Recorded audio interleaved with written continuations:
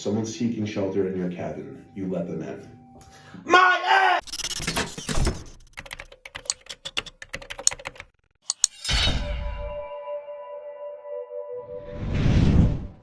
Sup? This has been heavily requested for a while now. A compilation of some of the stories I've read through the years that genuinely freaked me out the first time I read them.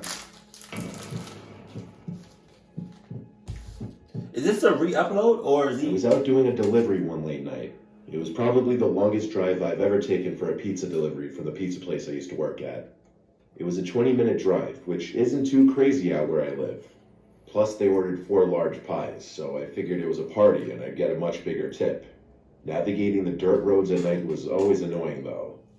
I pulled up to the given address. It was some old, sketchy-looking building, literally in the middle of the forest clearing.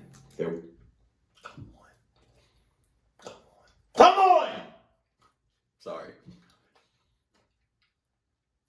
First of all, because you had me with the I should close that door. That's kind of creeping me out.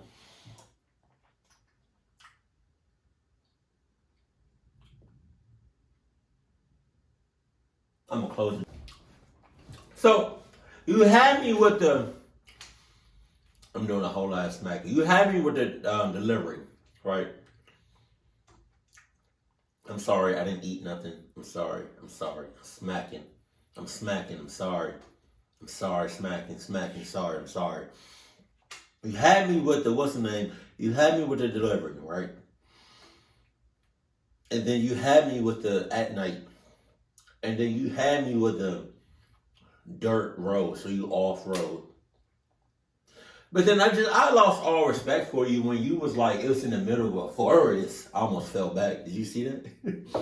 You had me when you was like, it's in the middle. Like, I lost all respect when you said it was in the middle of a forest. Jesus.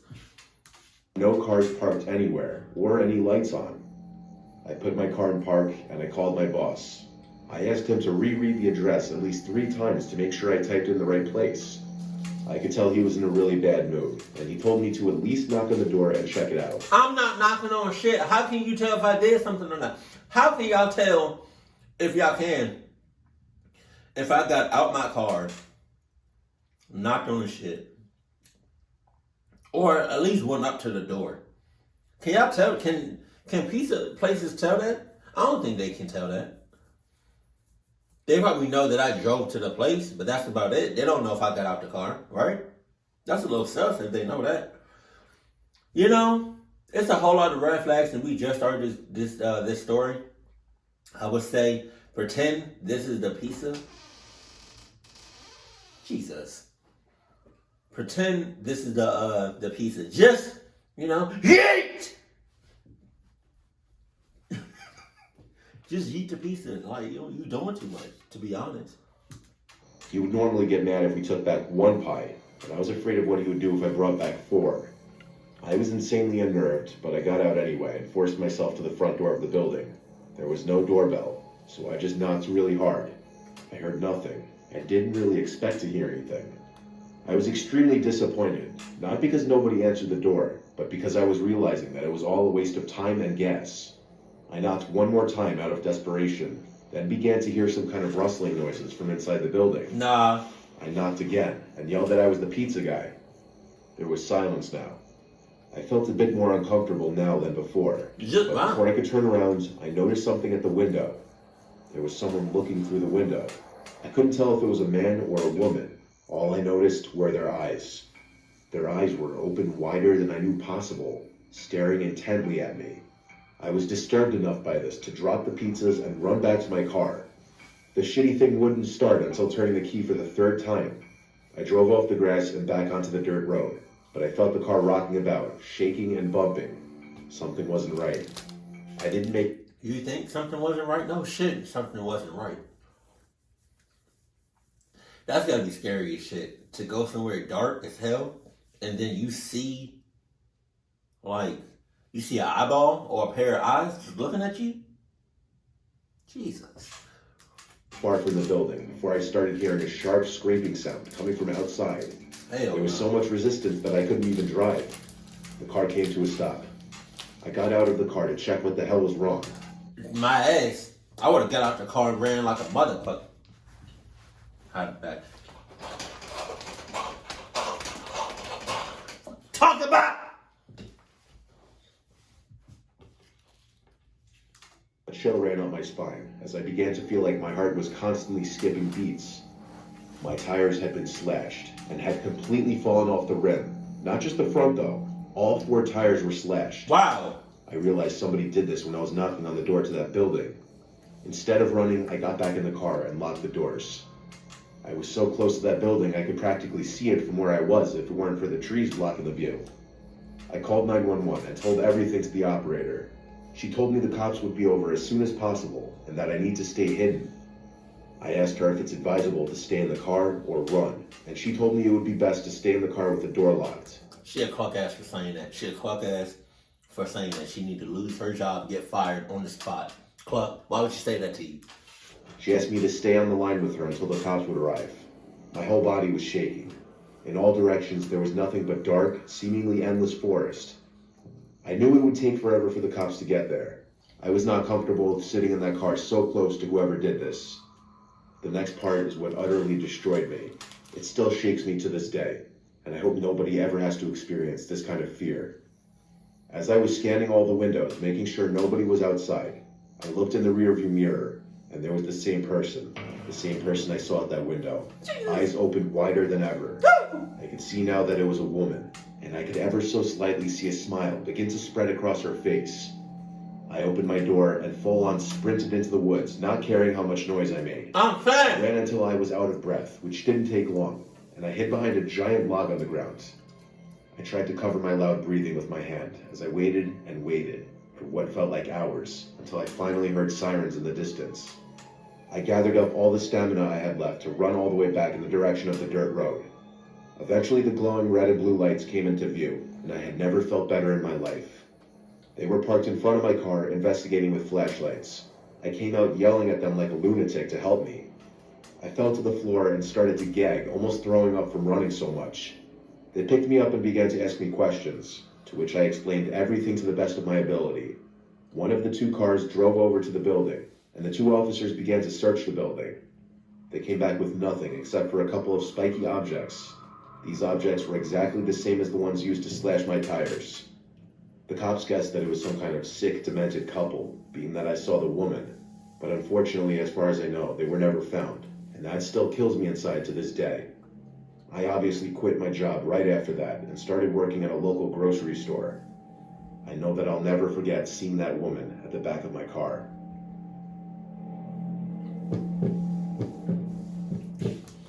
Grocery stores can be just as bad. Like, you know what I mean? Like, what if you help somebody out to their car, cause you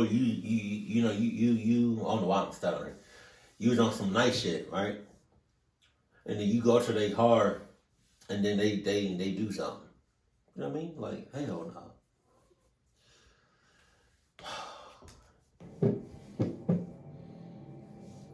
It's a little-known common courtesy out in the mountains during a snowstorm that if someone's seeking shelter in your cabin, you let them in. My ass! My ass! My ass! Who gonna let them in? Oh, man, my ass! My ass!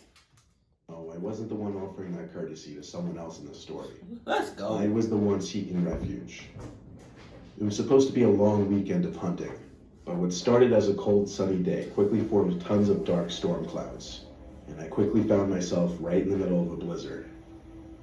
After a full, rather unsuccessful day of hunting hares, I was way too far and disoriented to make my way back to my cabin. I had to seek refuge somewhere else. I came across a log cabin nestled between a circle of trees. No lights on, but I still had to try the door. I hit the door with my fist a few times. No answer. But I could hear footsteps on the other side, approaching the door. I expected it to open, but it didn't. I shouted that I'm lost and need shelter. The door cracked open, and I heard a voice say, "Come in, leave your boots by the door." I waited a bit, expecting him to open the door fully and formally greet me as anyone would, but that didn't happen. So I pushed the door open myself and entered the dark cabin. Wow. The room was lit by 2 candles, just enough for me to see the couch that the man then told me to sleep on. What? As for the man, all I saw was his silhouette on the far side of the room. The little light from the candles didn't extend that far. I dropped my bag and gun on the floor and laid down on the couch. I thanked the man for letting me crash here till the storm blows over.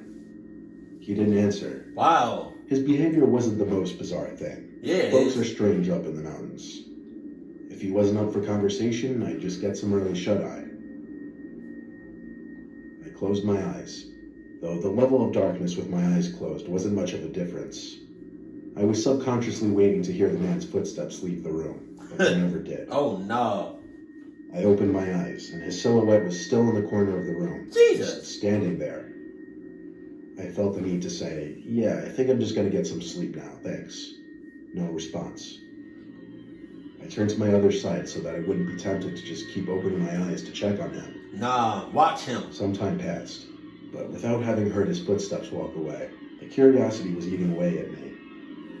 I turned over to look again, and this time, I swear to God, the silhouette of the man was closer by at least a few feet. Jesus. I couldn't make out his face, but the slight glow from the candles would just barely trickle around the man's forehead, and what I saw was disgustingly pale skin. I quickly gathered my belongings and thanked him, but I said I had to go. I didn't look at him anymore, because I don't think I wanted to know what he looked like. I put my boots on outside and hurried back into the blizzard. I came across another cabin down the hill, this one with the lights on. I knocked on the door, and some old man and his wife answered the door. Oh! They welcomed me in immediately and were very inviting. Oh! They gave me some hot tea and offered me a spot on the couch. I told them my story about the freaky cabin up the hill, and the two looked at each other, puzzled. Yeah, but who was to say that the guy and this old couple is in cahoots? Just saying. How you gonna drink something from anybody, from a stranger, and not look at it? Like, pretend this is tea. I know this is oil. Relax. But you get some tea, you talking about, oh, you get the tea. Oh, thank you. Good. Really? You're not gonna be like, oh, thank you.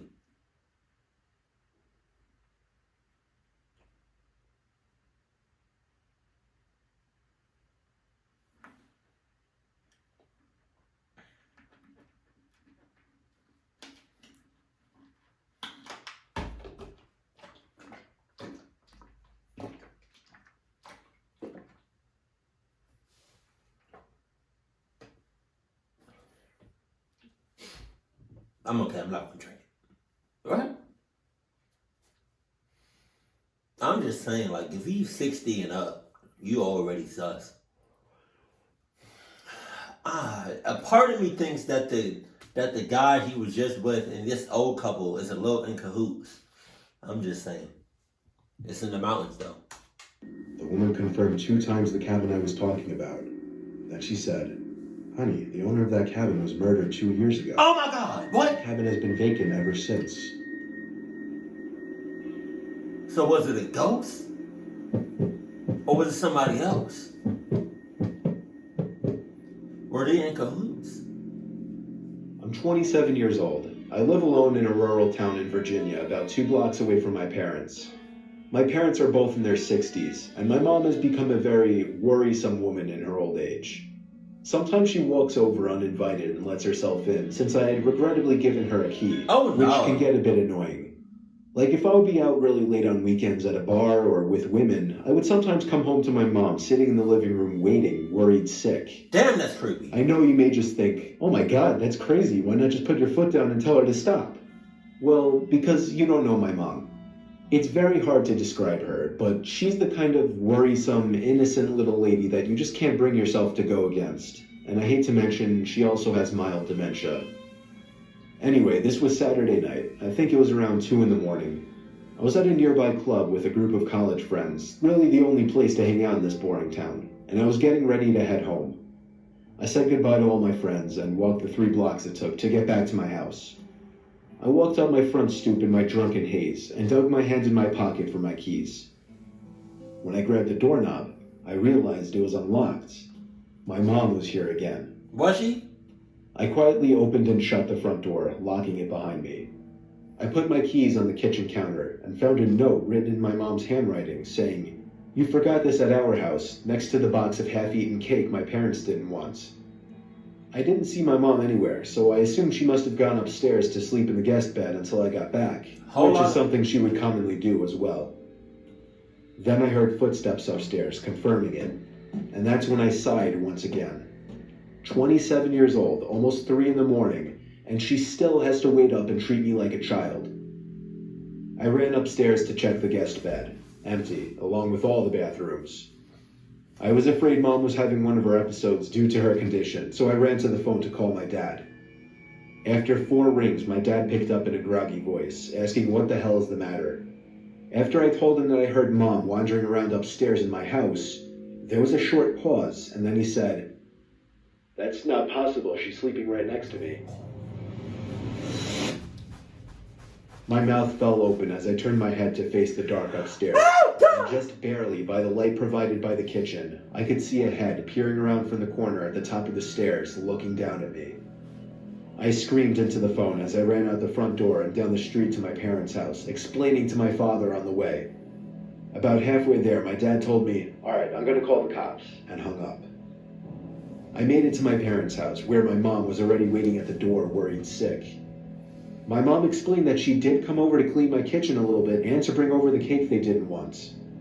2 police cars pulled up in front of my parents' house, where they escorted me and my dad down the street to my house.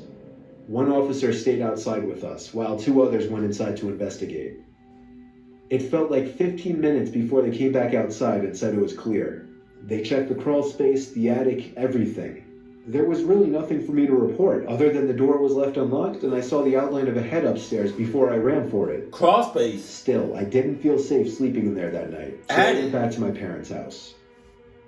Me and my dad are certain that my mom simply forgot to lock the door when she left, as her memory has been getting worse over the past few months. My dad has been stopping her from coming over alone from now on, which makes me both sad but also relieved.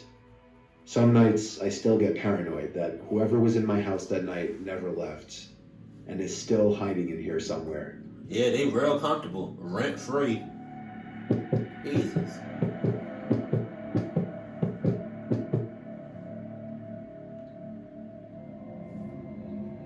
This is one of the few unexplainable events I've experienced in my life. I was home upstairs in my room, writing my paper for my history class. As far as I knew, I was home alone. But apparently I was mistaken, because my mom's voice called out from downstairs, yelling my name. I called back, "What?"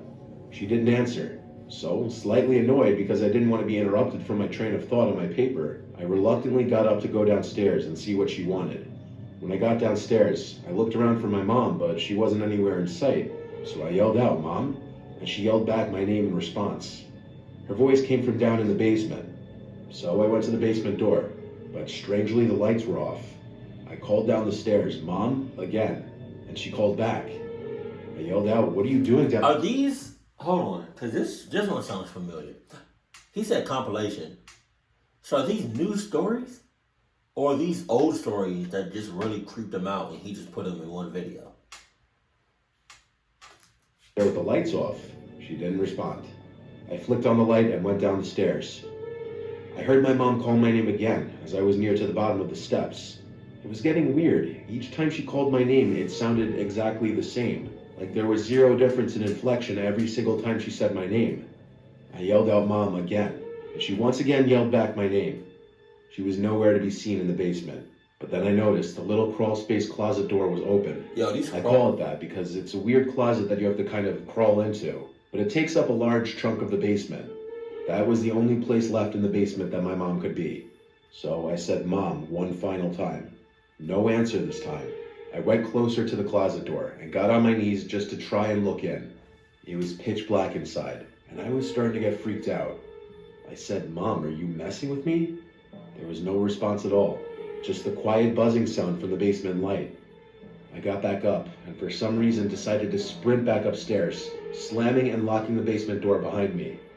I didn't know what I had just witnessed and heard, but I went to grab the house phone and call my mom's cell number. It rang a few times until my mom picked up, and I learned that she was out grocery shopping. I told her, but she didn't believe my story, of course. She thought I was messing with her. It took half an hour of begging her to believe me that she finally went along with it. Half an hour? She and my dad were both home. We all went down to the basement together. The closet door was still open. My dad went inside, but there was no one in there. This still remains to be the most haunting, unexplainable experience of my life.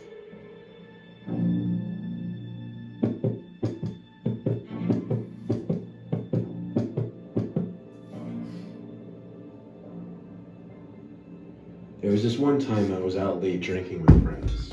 It was some point... That scared the shit out of me. Jesus. I did not notice. I guess the volume of the video was vibrating the speaker. And it was moving. But I guess it was moving very subtle.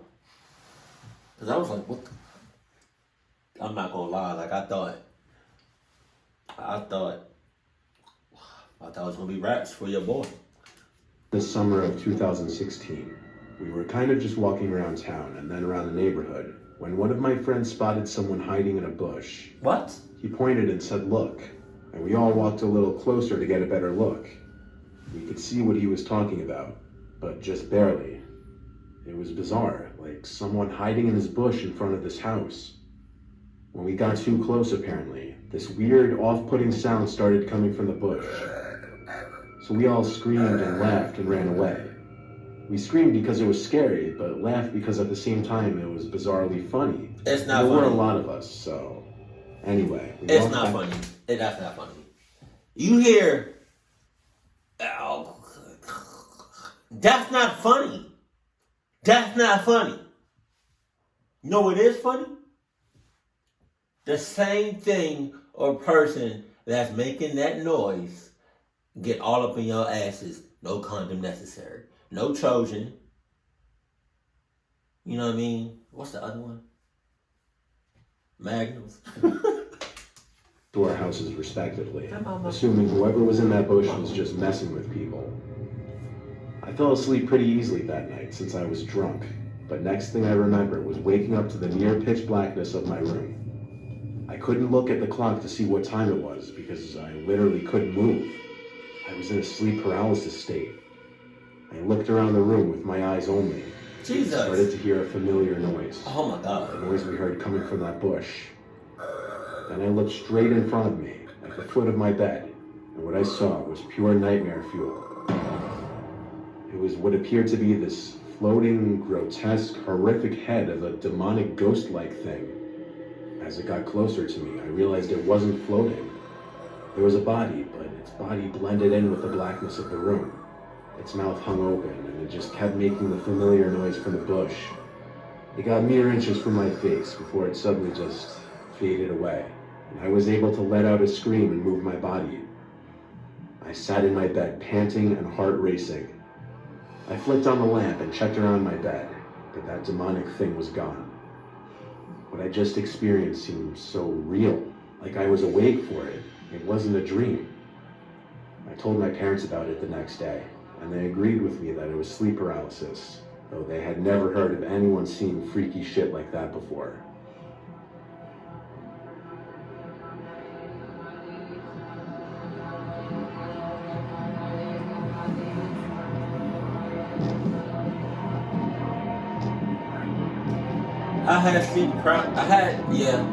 I've had sleep paralysis before.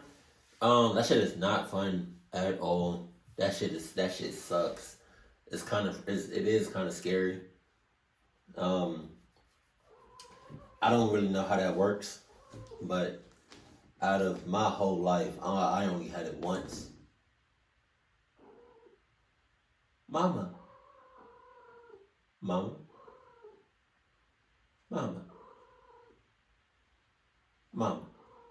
Why does my voice do that to them? Because she's in heat. They're both in heat. Is it my voice or is it... Mama.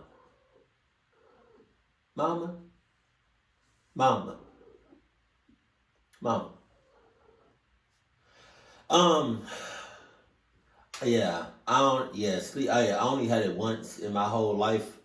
I pray I don't ever have it again. What I experienced that day, that morning, I would always remember that. That shit was that shit was crazy. I didn't dream about anything, or I didn't see anything or feel anything, but all I know is I couldn't move my body at all, and I was just able to move my eyeballs, and that was it. See, with the delivery driver, he clocked up. Granted, I'm glad he left and quit as soon as he could, but going out like that, first of all, it's in the middle of the night, it's off road, and the house is in the middle of the forest. All lights are off. Jesus. And then with the storm shit, like with the snowstorm, I would have just took my chances. And I think I'm safer. I mean, granted, I don't know, cause I wouldn't. We just gotta. I don't know, cause you got some good people, but then you got some bad people. So I don't know, like.